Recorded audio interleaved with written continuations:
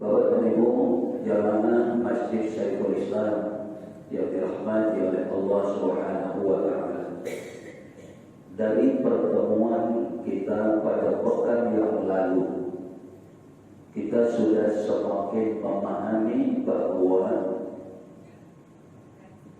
ma'rifatullah atau mengenal Allah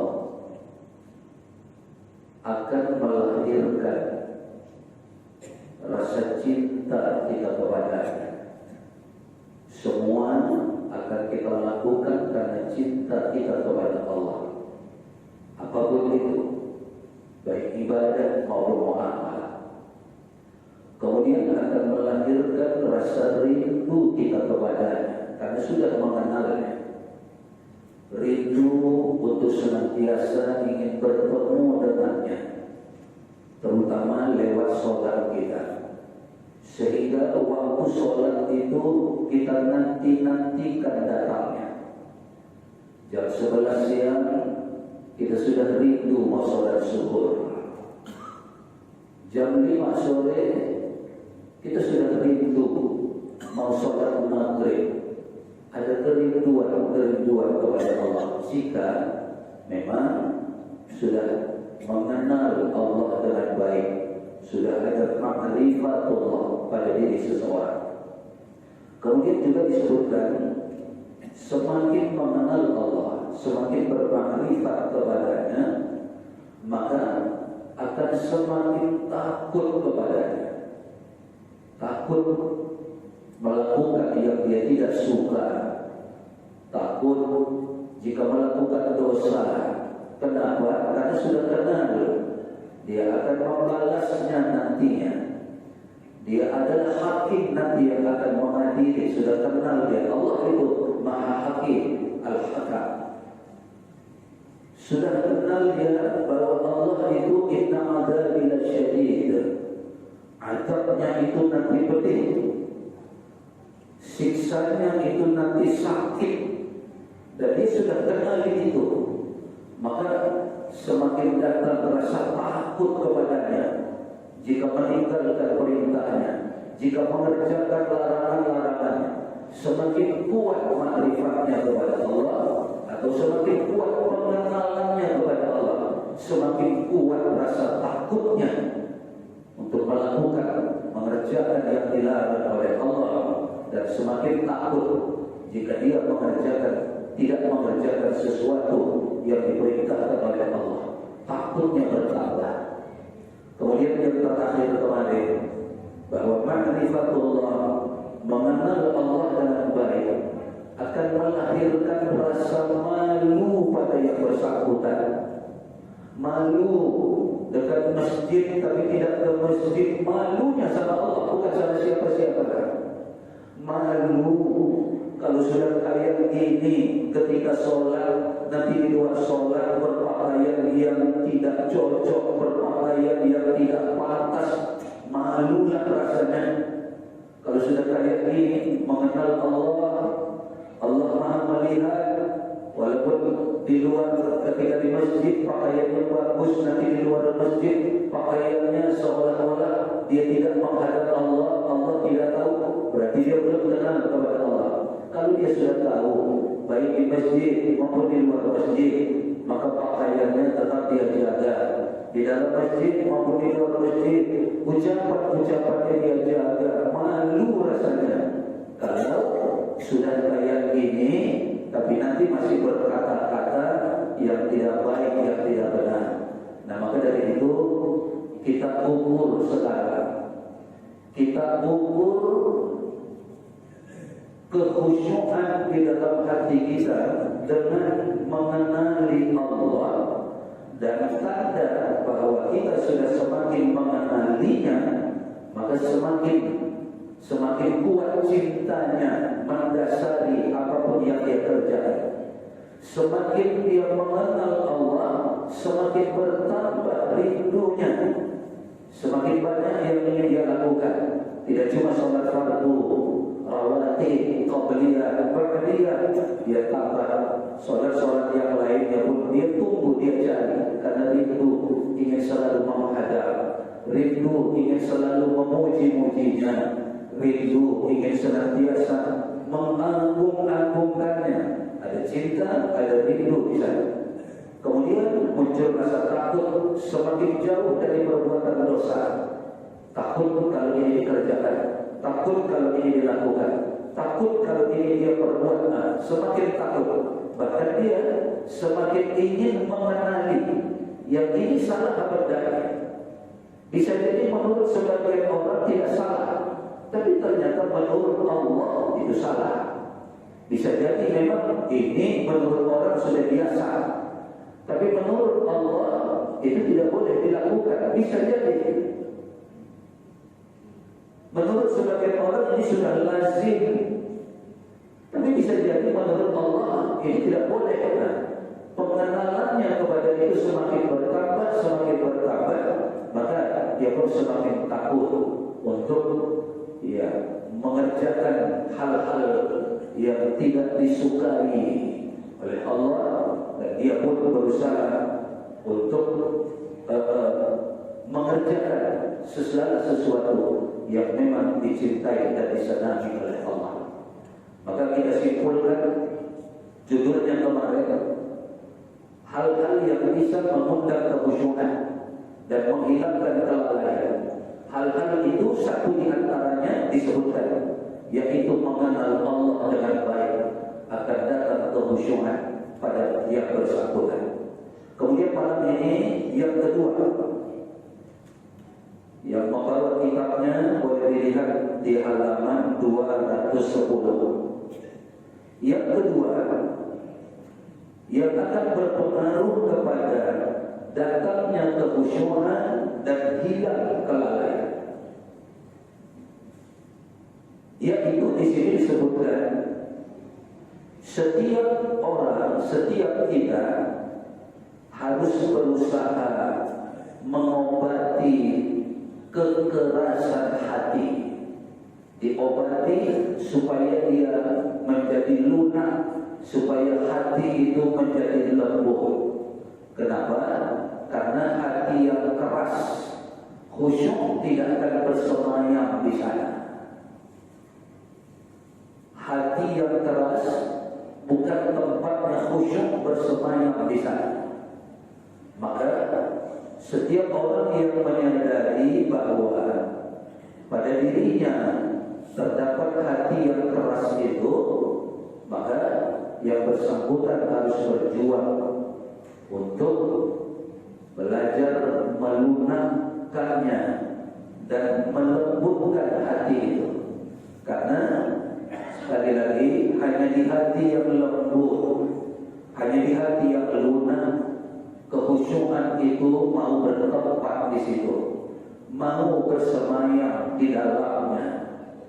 Maka ini langkah yang kedua, yang mengobati kekerasan hati, kemudian mengobati penyakit-penyakit di dalam hati, dan juga mengobati kelalaian yang selalu muncul dalam hati. Maka dari yang tiga hal ini, yang pertama, Allah Subhanahu wa Ta'ala menyebutkan di dalam beberapa ayat-ayat Al-Quran bahwa betapa tercela dan buruknya orang-orang yang memiliki hati yang keras. Disebutkan di sini, hati yang paling keras yang pernah ada di dunia ini adalah hatinya orang-orang Yahudi.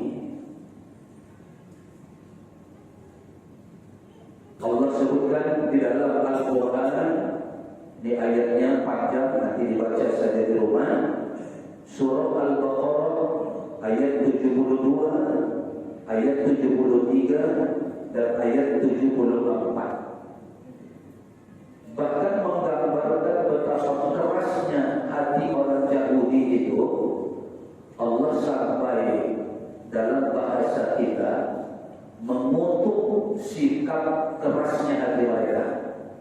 Sehingga dalam Al-Quran itu ada ayat sebut mereka dengan kunu qiradatan khasi'in.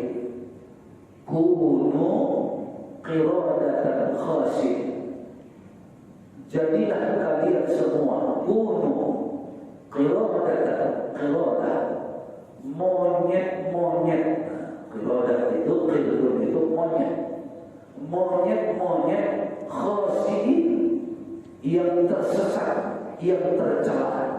Sampai begitu Allah menghukum orang-orang Yahudi itu karena kerasnya hati mereka. Maka itu yang harus kita upayakan. Ya mudah-mudahan memang kita tidak termasuk orang-orang yang berpotensi memiliki hati yang keras itu. Nabi kita SAW di dalam satu hadisnya disebutkan di halaman 210 ini, hadis yang diriwayatkan oleh Imam Muslim. Kata Nabi kita, ala wa inna fil jasadi mudghah idza salahat salahal jasadu kullu wa idza fasada al jasadu kullu ala wa hiya al qalbu.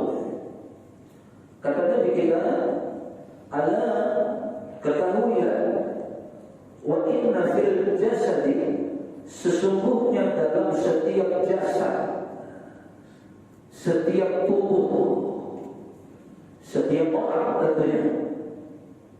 Inna fil jasadi, sesungguhnya pada setiap orang, pada setiap jasad, pada setiap tubuh, mudghah, ada segumpal daging, ada sepotong daging. Semua kita ada. Dalam setiap kita ada yang segumpal ini. Kata Nabi kita, idza sholahat, apabila yang segumpal itu sholahat, soleh, baik, maka sholahal jasadu, akan baiklah jasad-jasad itu kullu, keseluruhannya. Kumpul di dalam jasad, di dalam tubuh orang itu baik, maka akan baiklah seluruh anggota jasad itu, seluruh anggota tubuh itu. Sebaliknya kata Nabi, wa idza fasad, dan apabila yang segumpal itu fasid, maknanya rusak, jelek, maka fasadal jasadu, maka akan rusaklah, akan jeleklah jasad itu kullu, secara keseluruhan.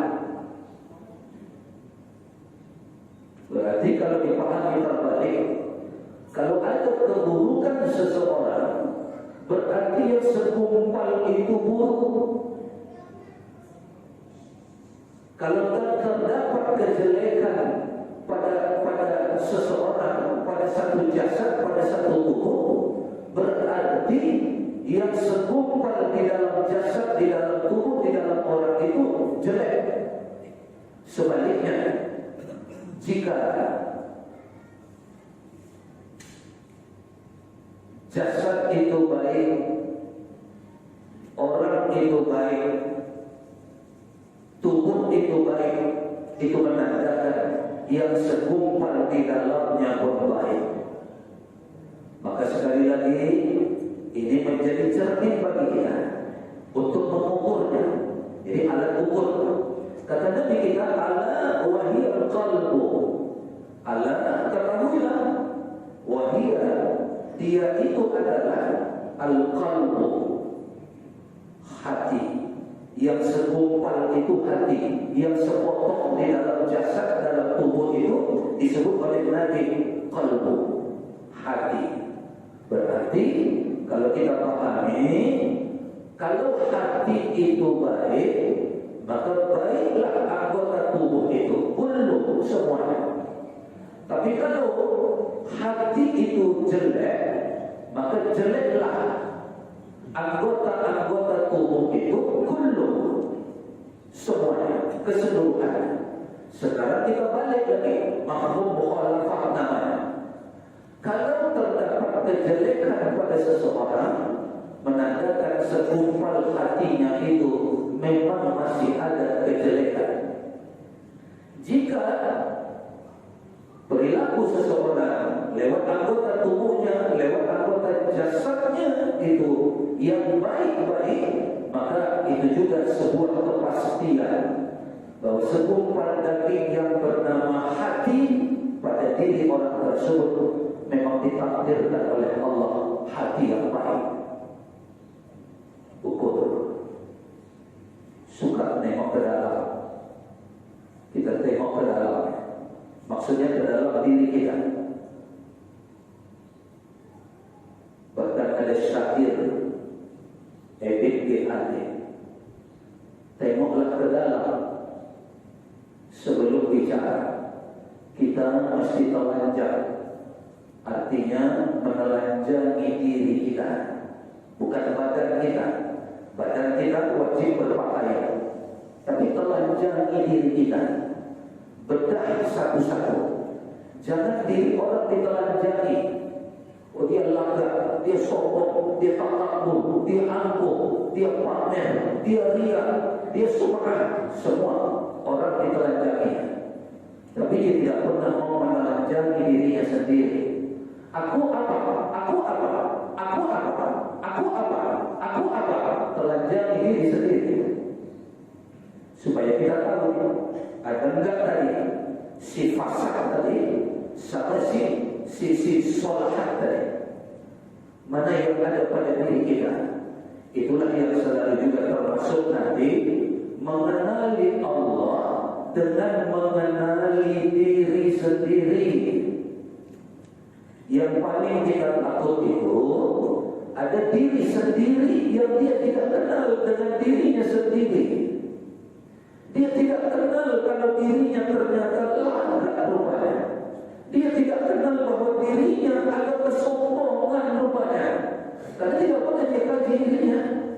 Dia tidak tahu bahwa dirinya ada riya, ada pamer, ada takabur, ada angkuh, ada sum'ah. Kenapa? Karena yang paling sering dia telanjangi diri orang lain. Yang selalu dia bedah itu diri orang lain, dirinya sendiri. Akhirnya tidak dia kenali, tidak dia ketahui. Maka ini menjadi barometer bagi kita, menjadi alat ukur bagi kita. Bagaimana sebetulnya yang segumpal di dalam ini? Bagaimana kondisi yang sepotong di dalam ini? Apakah dia sholahat baik ataukah dia fasad? Jangan sampai kita tidak tahu akan diri kita sendiri.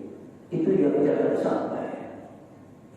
Tidak mengenali diri sendiri. Ada orang memang dia tidak kenal kalau ternyata dia orangnya selak. Tahu selak apa tadi? Apa selak?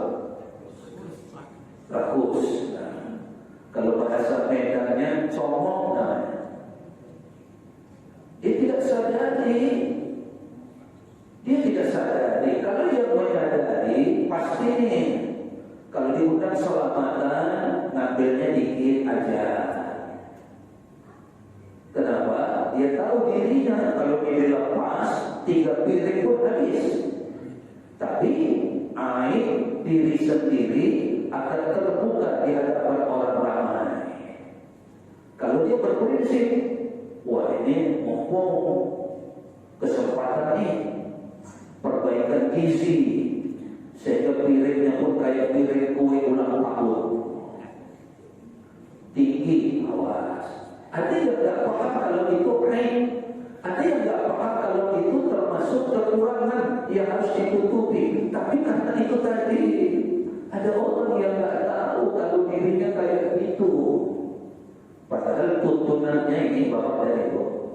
Kalau ada kita, kata kita ini diajak orang makan, dia yang ngajak, dia mau traktir kita. Adabnya, akhlaknya adalah makan yang paling murah. Itu akhlak. Jangan justru dalam hati, ini mumpung nih, mumpung, wah dia pesan semua. Rendang dia pesan, asam pedas dia pesan, gulai dia pesan, teh bot, teh es dia pesan. Tak cukup juga jus pokat pun dia pesan. Minta lagi dia air mineral. Wah, dalam hatinya mau. Jangan. Kalau kita nanti yang bayar, kita ngajak orang, boleh kita pesan untuk kita, semau kita, karena kita yang bayar. Tapi kalau orang yang pesan, orang yang dia bayar, jangan aji mumpung. Ini kesempatan, ini kapan lagi katanya. Perbaikan gizi besok-besok belum tentu lagi katanya. Awas, mengenali diri. Nah, maka dari itu bisa kita mengenali diri kita sendiri supaya ada perubahan pada diri kita. Oh, ternyata aku rupanya begini. Nah, kalau juga belum dapat diri sendiri mencarinya, tanya sama kawan dekat kita. Kawan kita yang paling dekat tanya. Yang paling dekat kali. Jangan yang kawan-kawan sebelahnya. Menurut kau, tapi kau jujur, kira-kira apa yang kelihatannya tidak cocok pada diriku. Itu kalau kawan baik, dia akan kasih tahu, betul ya, jangan marah kau ya. Iya, betul nih. Nanti kau tinggalkan pula aku. Kalau aku kasih tahu, dikasih tahu. Nah, tentu dalam hal ini yang paling dekat itu kalau suami pastilah istri. Kalau istri pastilah suami.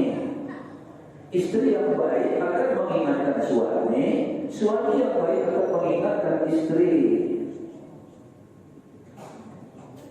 Kata istri, abang nanti kalau di depan orang, kalau ketawa, mulutnya jangan sampai terbuka lebar. Maka begitu kan? Jangan sampai begitu.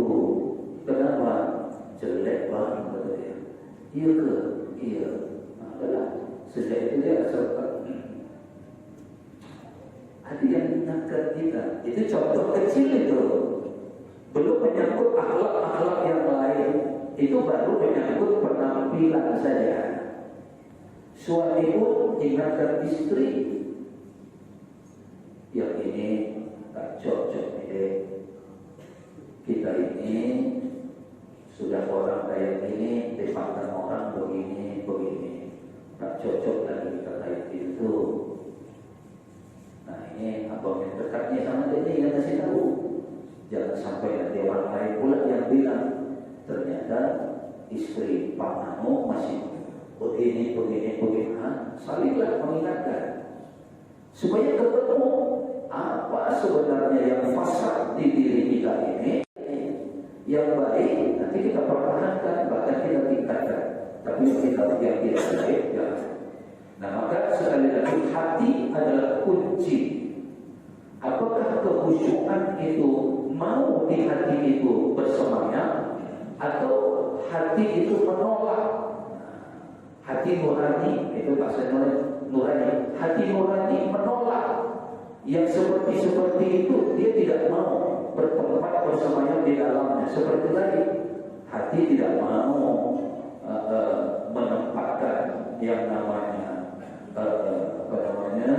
tadi aku ya, yang namanya ya, yang keras-keras di dalam hati kita. Maka dari itu hati tadi yang pertama kita terangkan, hati yang keras, hatinya orang Yahudi. Allah sudah ingatkan orang-orang beriman dalam Al-Quran tadi Al-Baqarah 72, 73 dan 74. Kemudian Allah ingatkan juga orang-orang mukmin dalam surah Al-Hadid ayat 17, ayat 16 dan ayat 17. Betapa jeleknya hati yang keras. Hati yang keras itu kayak apa? Pertama, yang paling tinggi, hati yang sulit menerima kebenaran dari orang lain. Maka Bapak dan Ibu, kita semua ini yang kayak saya, kalau sujud kaki tetap direnggangkan. Itu amalan kita. Kita yakin itu benar. Tapi ketika ada orang merapatkannya, jangan pernah menganggap orang itu salah. Kenapa? Kita sudah tahu ada dalil kaki itu boleh dirapatkan. Tapi yang kita pegang itu yang direnggangkan. Kenapa? Karena ada penilaian bagi kita itu lebih benar. Orang lain yang mengamalkannya bisa jadi menurut dia itu lebih benar. Maka prinsip hati yang lembut itu merasa benar bersama, bukan merasa benar sendiri. Walaupun yang kita lakukan itu hanya satu, tidak mungkin dua-dua. Kita harus memilih. Yang kita pilih itu yang paling benar, sementara yang dipilih orang lain itu juga sesuatu yang benar. Walaupun menurut kita ini yang lebih benar, menurut dia itu yang lebih benar. Maklumi itu. Itulah hati yang lembut itu. Tidak terpancing untuk berdebat, tidak terpancing untuk bahkan bertengkar, tidak terpancing untuk malah boikotan, tidak terpancing malah untuk berkelahi misalnya, untuk berpecah. Tidak begitu hati yang lembut itu. Hati yang lembut, kalau orang nanya, jawab. Orang minta penjelasan, jelaskan. Orang ngajak berdebat, tinggalkan dia. Itu hati yang lembut itu, Pak. Dia jaga hatinya, jangan sampai nanti keras kayak yang bersangkutan, yang ngajak berdebat itu.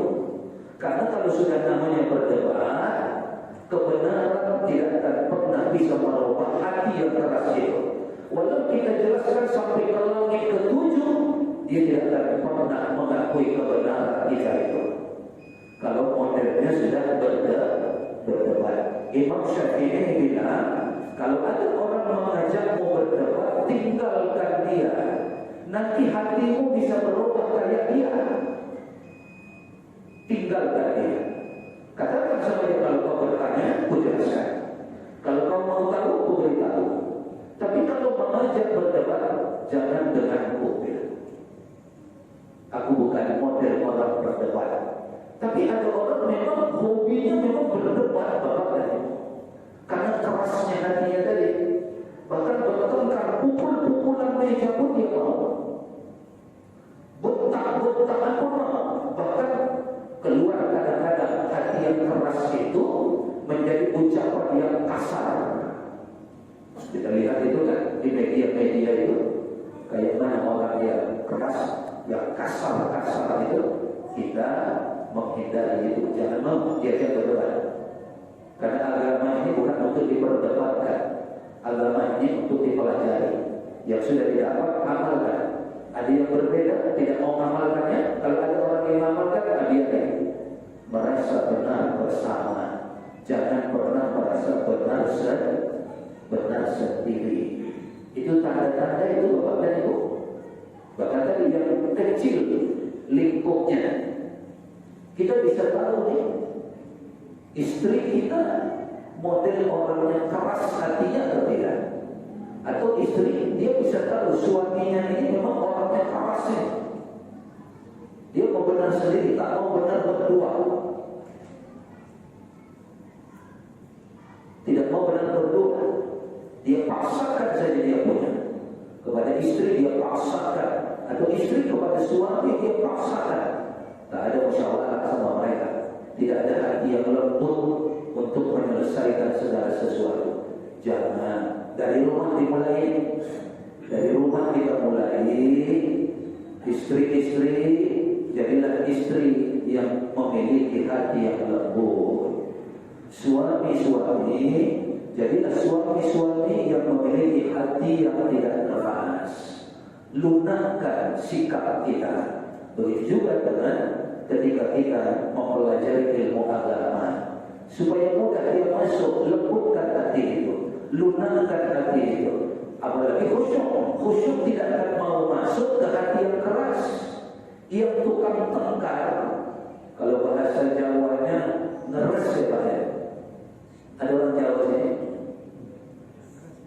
madrasah? Hah? Oh, nggak ada orang Jawa ya? Ada Jawa halusnya ngelongso. Kalau bahasa Pontianaknya al-degilun. Itu bahasa Pontianaknya al-degilun. Artinya degil. Awas, itu tanda itu orang yang hatinya keras bawaannya degil. Dikasih tahu degil, diajak baik-baik degil. Padahal orang ngasih tahunya niatnya supaya dia lebih baik, tapi degil. Kenapa degil? Karena hati yang keras. Awas tuh. Kalau bahasa kerennya temperamen, ya temperamental, mudah sekali emosi, mudah sekali marah, mudah sekali terpancing, bahkan mudah sekali di mana kau mau kata dia. Mudah sekali Pak. Itu yang jangan sampai. Itu harus diobati. Itu hatinya orang Yahudi yang dikutuk oleh Allah. Jadilah monyet-monyet yang hina. Bayangkan itu kekerasan hati itu digambarkan seperti itu. Jadi ini yang pertama. Ini yang pertama dari yang kedua. Yang kedua yang bisa mendatangkan kekhusyukan yaitu mengobati hati. Termasuk dalamnya hati yang keras, hati yang sakit, dan hati yang lalai. Jadi dari 3 hati yang disebutkan di sini, 1 sudah kita sebutkan. Upaya kita mengobati kekerasan hati. Mulailah lunak menerima kebenaran. Merasalah benar bersama, bukan benar sendiri. Hari rayanya hari Jumat, benar menurut dia. Hari raya Idul Fitrinya hari Sabtu, benar. Merasalah benar bersama karena memiliki dalil masing-masing bersama. Jangan langsung bilang yang lebaran hari Sabtu, puasanya di hari Jumat haram. Karena sudah lebaran, kami lebaran. Yang lebaran kan ente, kok puasa orang ente haram kan? Datang yang satu lagi balas dengan keras. Yang hari raya di hari Jumat Ramadannya tidak lengkap, cuma 29 hari, tidak sah, berdosa. Maka kami yang satu yang benar. Dia yang hari raya hari Sabtu, dia katakan puasa orang di hari Jumat itu tidak dia lakukan, haram, ditolak. Ini yang tidak paham itu. Mari benar bersama. Jangan merasa benar sendiri, terkecuali mereka memang tidak punya dalil, tidak punya pedoman. Boleh kita katakan mereka tidak benar. Boleh kita katakan bahwa mereka itu menyimpang. Seperti siapa? Seperti Panji Gumilang. Dalam Islam tidak dikenal ada namanya mazhab Soekarno. Tapi dia mengatakan mazhab dia Soekarno. Ini orang gila mulai Pak. Ditanya alasan kenapa sholat Idul Fitri kemarin masih rendah semeter. Sementara Covid sudah tidak ada, dibolehkan sholat itu rapat. Dia bilang supaya satu dengan lainnya tidak tercium baunya masing-masing. Karena Nabi mensunnahkan ke masjid pakai parfum, ke masjid pakai minyak wangi, bukan merendang-rendangkan. Sama takut nanti baunya kecium sama orang lain. Itulah Panji Gumilang. Jamaah kemarin tanya bagaimana menurut Ustaz? Saya sejak tahun 98 saya sudah tahu kalau Panji Gumilang itu memang menyimpang. 98 Pak. Berapa tahun turun sampai sekarang? 25 tahun. Awal berdiri Pondok Al-Zaitun itu saya sudah kenal. Dia menyimpang. Nah sekarang dalam situasi negara tak tanggap kepada agama, nah, dia merasa ini amat bebas, maka dia keluarkan saja sholat Idul Fitri ucapannya Assalamualaikum. Salam itu dia pakai. Nah ini contoh-contoh saja. Maka dari itu insya Allah